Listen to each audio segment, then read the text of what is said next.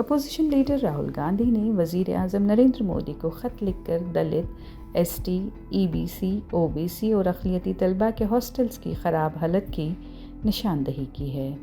10 جون کو لکھے گئے خط میں انہوں نے بہار کے دربھنگہ میں امبیڈکر ہاسٹل کا ذکر کیا، جہاں 6 سے 7 طلبہ ایک کمرے میں رہتے ہیں، غیر صحت مند بیت الخلاء، غیر محفوظ پینے کا پانی اور میس، لائبریری یا انٹرنیٹ کی کمی کا بھی ذکر کیا ہے۔ انہوں نے پوسٹ میٹرک اسکالرشپ میں تاخیر پر بھی تشویش ظاہر کی، بتایا کہ بہار کا اسکالرشپ پورٹل 3 سال تک بند رہا اور 2021-22 میں کوئی اسکالرشپ نہیں دی گئی۔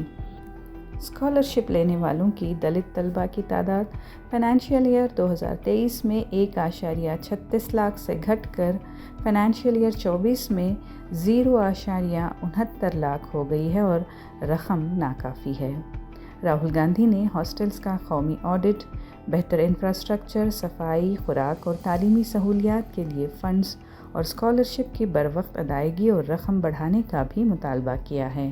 انہوں نے کہا کہ ہندوستان کی ترقی پسماندہ نوجوانوں کی ترقی پر منحصر ہے اور وہ مودی کے جواب کے منتظر ہیں۔